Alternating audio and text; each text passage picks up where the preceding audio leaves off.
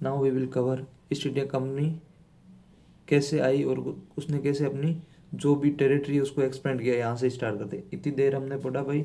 और मुगल्स का क्या इम्पैक्ट पड़ रहा था ब्रिटिशर्स पे, जैसे बहादुर शाह जफर के बारे में पढ़ा हमने, औरंगजेब के बारे में पढ़ा। तो now we will discuss about East India company.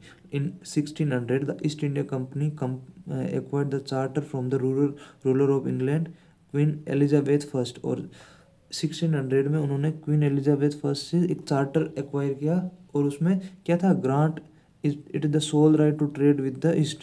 This meant that no longer trading group in the England could compete with the East India Company with this charter. उस चार्टर में था कि भाई वो ईस्ट में लाइक इंडिया, इंडोनेशिया, अपने जो भी आसपास के जो भी एरियाज थे उसमें अगर वो ट्रेड करने आएंगे तो ब्रिटेन की कोई दूसरी कंपनी उसके साथ compete नहीं करेंगी। उनके पास सोलो राइट है। सोलो राइट मतलब वो एक ही कंपनी है, वो ईस्ट के साथ करेगी ट्रेड।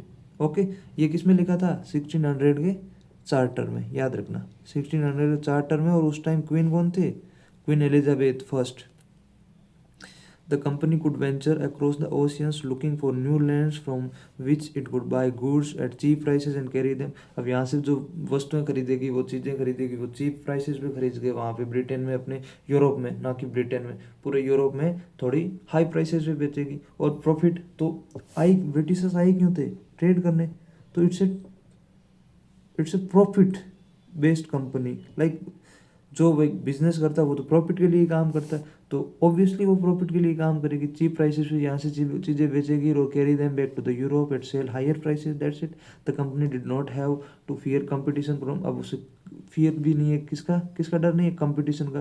क्यों, क्योंकि उसने चार्टर एक्वायर किया था क्वीन एलिजाबेथ से कि भाई यहाँ पे ईस्ट में जब भी हम करें ट्रेड, तो there was no other competitor in front of us. तो ये उन्होंने चार्टर में लिखा था और एक्वायर भी कर लिया उन्होंने, तो इसलिए यहाँ पे उसके लिए कंपटीशन भी नहीं है from other English trading companies. Mercantile trading companies in those days made profit primarily by excluding competition so that they could be cheap and sell dear. अब यही मेथड था उनके जो ट्रेड करने का। The royal charter however could not prevent other European powers. अब charter में लिखे था कि भाई कोई ब्रिटिश कंपनी नहीं जाएगी वहाँ पे, बट ऐसा तो नहीं लगा था ना कोई यूरोपियन पावर नहीं जाएगी। तो अब फ्रेंच भी आएंगे यहाँ पे, डच भी आएंगे, पोर्तुगीज भी आएंगे। अब by the time of the first English ship sail down the west coast of Africa round the cape of the good of and cross the Indian Ocean, the Portuguese had already established their presence in the western coast of India.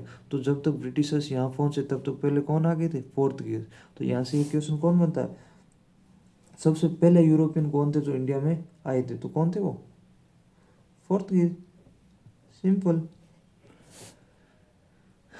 And had there base in Goa, in fact it was Vasco D gamma, a Portuguese explorer। अब Vasco D gamma कहाँ का थे, कहाँ का था, पोर्तुगीज का, पुर्तगाल का।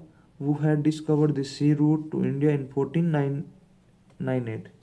अब 1498 में वास्को डिगामा ने इंडिया को डिस्कवर किया, very simple.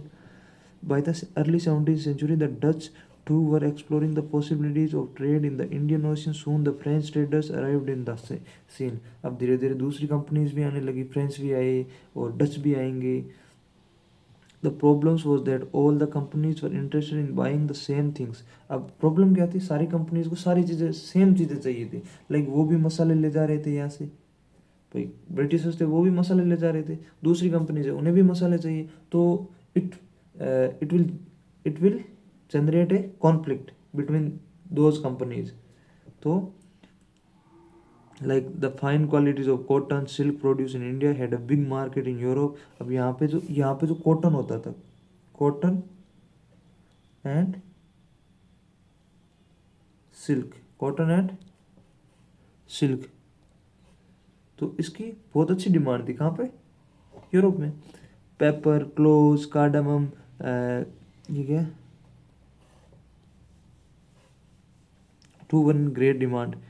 competition amongst the European companies inevitably pushed up the prices at the which these goods could be purchased, and this reduced the profit that could be earned. The only way the trading companies could flourish was only eliminating rival competitors. अब यहाँ पे rival competitors आ गए तो Britishers कैसे यहाँ पे survive कर पाएगी? सिर्फ उनको हटा के, ओके, उनसे compete करके. The urge to secure markets therefore lead to fierce battles between the trading companies. अब उनके बीच बैटल होगी क्योंकि कंपटीशन को घटाना तो उन्हें हटाना पड़ेगा.